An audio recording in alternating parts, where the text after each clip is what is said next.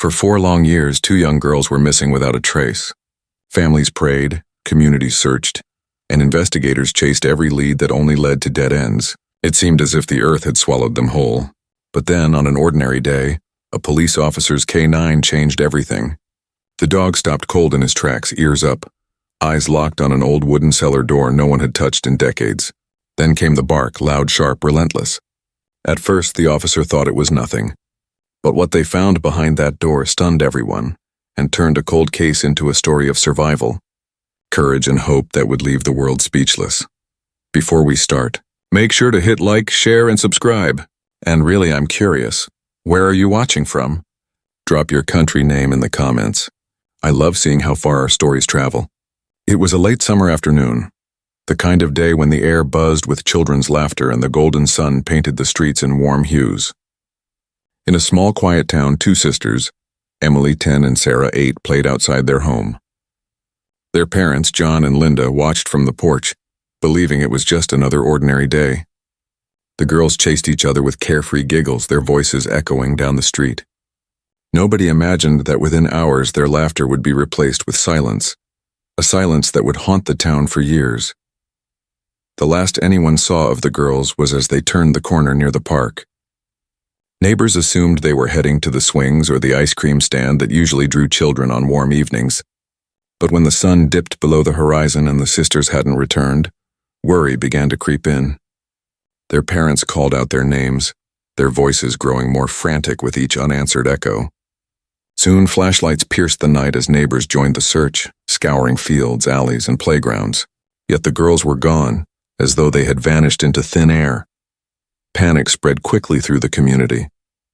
The local police were alerted, and within hours, search teams were deployed. Officers combed through the nearby woods. Helicopters scanned from above, and K9 units sniffed tirelessly for any trace. But the trail went cold within blocks of the family home. Not a footprint, not a scrap of clothing, not even a single clue remained. It was as if the ground itself had swallowed them whole. For their parents, every passing minute felt like a lifetime. John clutched his wife's trembling hand as they waited, praying for the sound of their daughter's voices. By morning, the disappearance was on every news channel. Reporters lined the streets, cameras flashing, and questions flew like arrows at the devastated parents. When did you last see them? Were they alone? Did they have enemies? But Linda's tearful reply was always the same. They were just children. They were just playing. The girls' faces were plastered on posters, shared across social media, and broadcast on TV screens nationwide. Their wide, innocent smiles became a painful reminder of how quickly innocence could be stolen. Days turned into weeks. Volunteers searched tirelessly, combing through rivers, abandoned houses, and every dark corner that could conceal a secret. Hope flickered each time someone reported a possible sighting, only to be crushed when the leads led nowhere. The community's determination never wavered, but the weight of failure grew heavier with each passing day. Candlelight vigils were held, prayers whispered into the night sky, and yet the girls remained missing.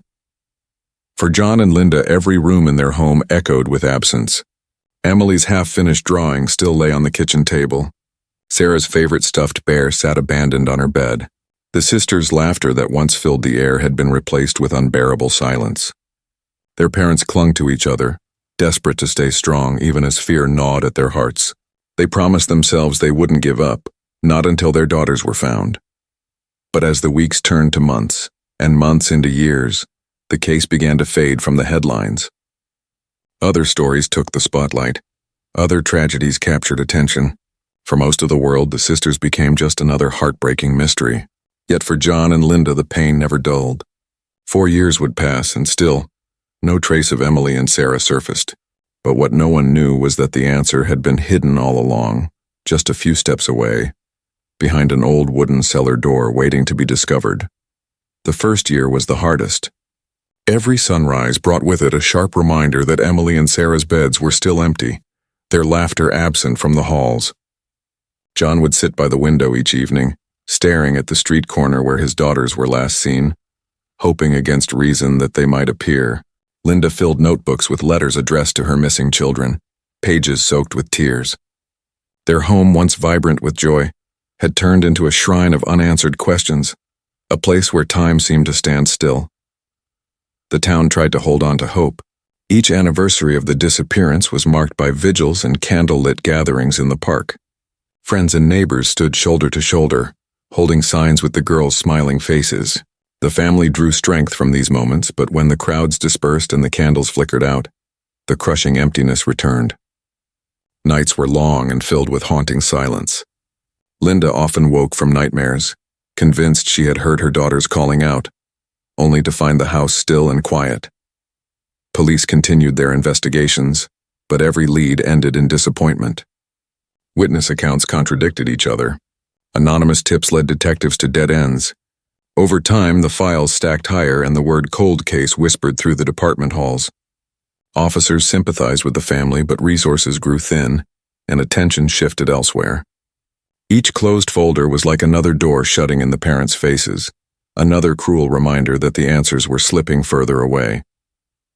As the years passed, the media's presence dwindled. Reporters stopped showing up at the house, cameras stopped flashing, and new stories replaced the sisters on the evening news. For many outsiders, the case became just another statistic in the long list of unsolved disappearances. But for John and Linda, the nightmare was unending. They lived each day in a blur, trapped between the torment of not knowing and the faint, fragile hope that their daughters were still alive somewhere. By the fourth year, the house had grown quieter, almost hollow. Emily's drawing was still pinned to the refrigerator. Sarah's stuffed bear remained untouched, and their bedroom doors stayed closed. Some relatives urged the parents to move on, but John and Linda couldn't. How could they when every memory whispered their children's names? Hope became both a burden and a lifeline. It hurt to believe, but it hurt even more to give up. And so they clung to it, unaware that just next door, the truth had been waiting all along, hidden behind an old cellar door that no one had thought to open. 4 years after the girl's disappearance, the case file sat buried under dust in the police archives. But fate has a way of stirring when least expected. Officer Mark Daniels, a seasoned cop with a reputation for persistence, had just been assigned a new partner, Rex, a German Shepherd K9 known for his sharp instincts. Together, they had already cracked cases no one thought possible. To most officers, the sisters' case was a closed door, but for Mark, something about the silence gnawed at him. He believed some secrets were still waiting to be unearthed. The K9 unit had recently been tasked with routine patrols near older neighborhoods, ones that had been overlooked during the original investigation. Rex's training wasn't limited to narcotics or explosives. He was also skilled at tracking human scent, even years old, faint traces that others might miss. His loyalty to Mark was unshakable, and his drive to uncover hidden things was unmatched. When Mark passed the neighborhood where Emily and Sarah had once played, Rex's ears perked up, his nose twitching with a sudden alertness that Mark couldn't ignore. Neighbors watched curiously as the officer and his dog lingered longer than usual near the row of old stone houses. Most of the properties were quiet, forgotten by time, their walls weathered and gardens untended. Yet Rex's behavior grew restless, tugging at the leash, sniffing the ground with urgency. Mark frowned. He had learned to trust his partner's instincts above all else. Where Rex stopped, something important was usually buried, sometimes literally. And though Mark didn't yet know why, his gut told him they were standing on the edge of a breakthrough. That afternoon, Mark revisited the case files, spreading photographs, maps, and reports across his desk. Rex lay nearby, head lifted, ears pricked as though listening. One detail in particular stood out to Mark. During the original search, several cellars and outbuildings in the area had been overlooked due to poor visibility and heavy foliage. Could it be possible that something had been missed, hiding in plain sight all these years? With a grim determination, he decided it was time to follow where Rex was leading him, back to the very neighborhood that once echoed with the laughter of 2 little girls. The day was crisp, the kind where the winter air carried a sharp bite and every sound echoed louder than usual. Mark walked slowly along the narrow path that wound behind the old stone houses, Rex trotting beside him with purpose. The officer had taken this route dozens of times before, but today felt different. Rex's nose twitched with growing intensity, his body stiffening as they neared a weathered stone wall built into the hillside. Mark noticed the wooden cellar door, its planks aged and cracked, hinges rusted from years of neglect. To anyone else, it was just another forgotten structure, but to Rex, it was something else entirely. Without warning, the German shepherd froze. His ears shot forward, his tail stiffened, and then he lunged toward the door, barking with an urgency that made Mark's heart jolt. This wasn't the casual bark of a dog spooked by a squirrel or startled by noise. No, this was Rex's warning bark, the one he reserved for danger or discovery. His paws scratched furiously at the base of the door. His teeth bared as he growled deep in his throat. The sound reverberated against the stone walls, sharp and relentless, demanding attention. Mark's pulse quickened. He tugged lightly at the leash, testing Rex's resolve, but the dog wouldn't budge. Instead, Rex barked louder, his whole body straining forward as though every fiber of his being screamed that something was hidden inside. "What is it, boy?" Mark muttered, though he already knew this behavior meant only one thing. There was something behind that door worth uncovering. For 4 long years, silence had cloaked this case. But now, standing before this forgotten cellar, it felt as though the silence had been broken by the force of Rex's voice. Other officers soon gathered, drawn by the sound of the barking. Curious neighbors peeked from their windows, their eyes widening as they realized where Rex had led his handler. Whispers rippled through the small crowd. Was this just an old cellar? Or could this be the place everyone had overlooked? Mark's chest tightened. He knew every second mattered. With a sharp nod, he ordered the team to secure the area. The officers exchanged uneasy glances, the weight of possibility pressing down on them. If Rex was right, this wasn't just a cellar. It was the key to unlocking a mystery that had haunted them all. Rex didn't stop. His barks grew fiercer, each one echoing like a demand for justice. The wooden door rattled under his claws as if it too trembled under the weight of what lay behind it.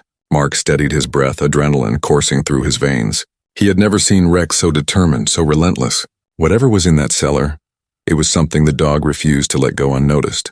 For the first time in years, Mark felt the heavy veil of doubt begin to lift. The girl's story wasn't over yet.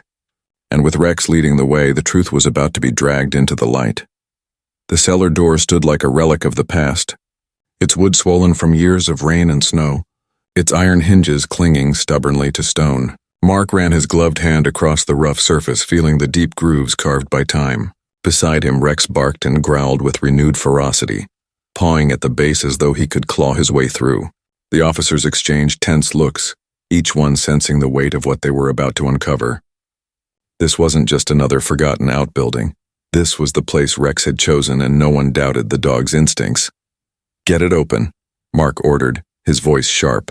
One officer stepped forward with a crowbar, wedging it between the frame and the warped wood.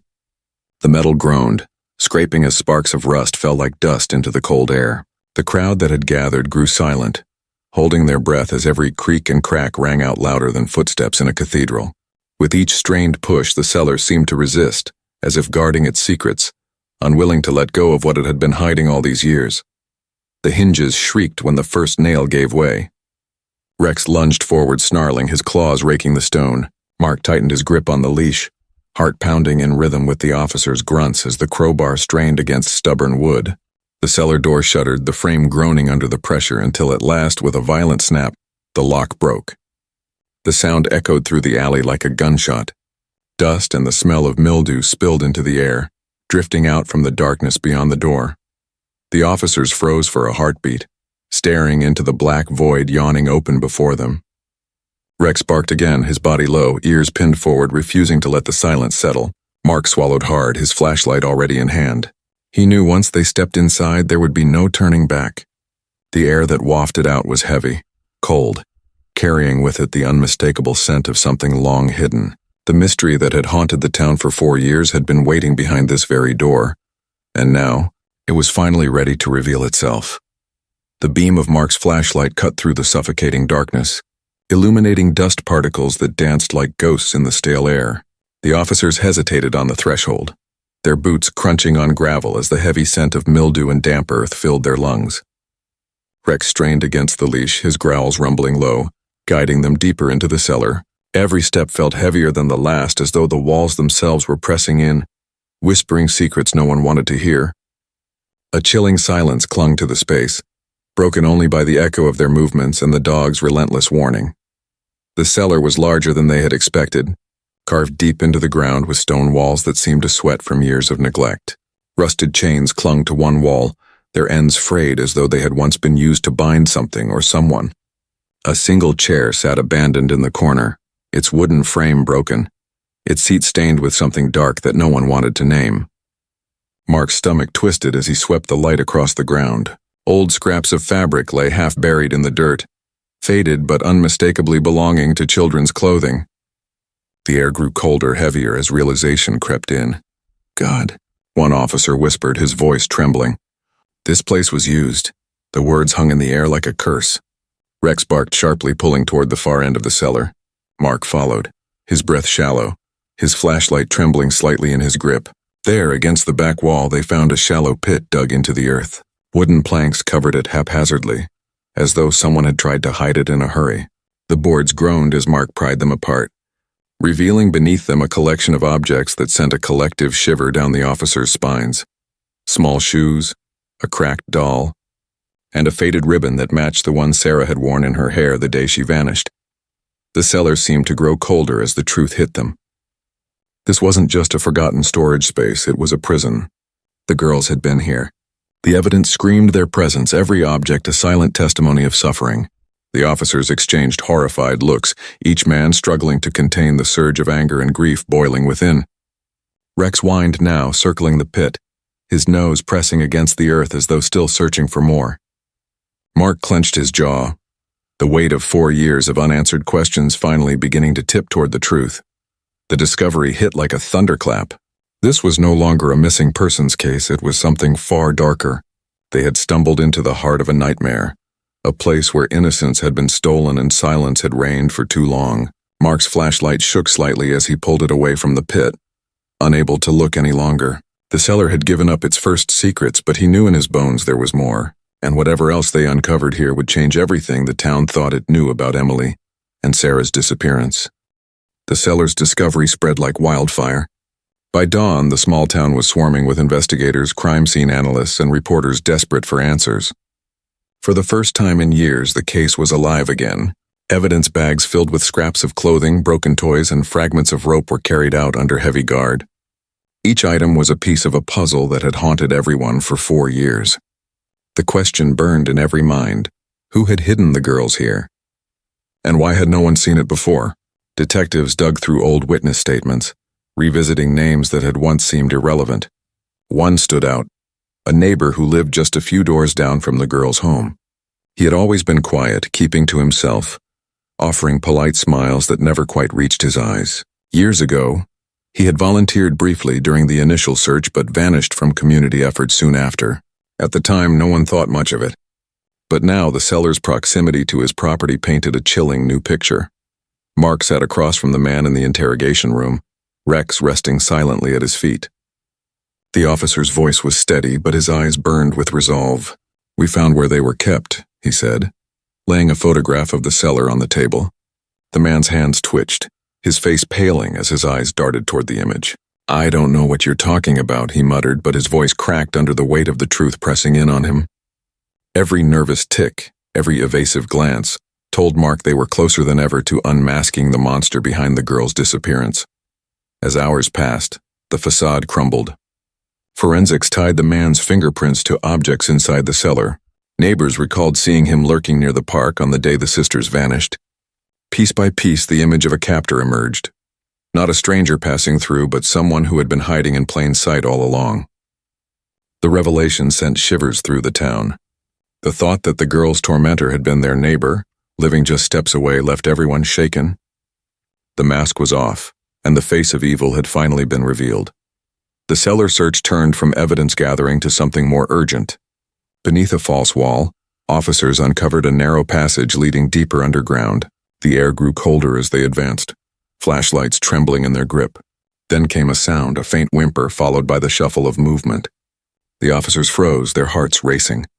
Could it be? Mark pushed forward, Rex straining at his side until at last the beam of light fell upon 2 frail figures huddled together, Emily and Sarah. After 4 long years, the missing sisters were found alive. The scene that followed was a mix of chaos and raw emotion. Paramedics rushed into the cellar, their hands gentle but hurried as they checked the girls' fragile bodies. Pale, thin, but breathing, they were weak survivors of an ordeal no child should ever endure. Sarah clutched Emily's hand so tightly that medics had to work carefully not to separate them. Tears streamed down officers' faces as they realized they weren't just closing a case. They were witnessing a miracle. Rex barked once, a sharp, triumphant sound that echoed through the stone walls like a declaration of victory. News of the rescue spread faster than fire. Crowds gathered outside the police station and hospital, cheering, crying, praying. When John and Linda were reunited with their daughters, the world seemed to stand still. Linda collapsed to her knees, sobbing uncontrollably as she wrapped both girls in her arms. John's voice cracked as he whispered, "You're home now.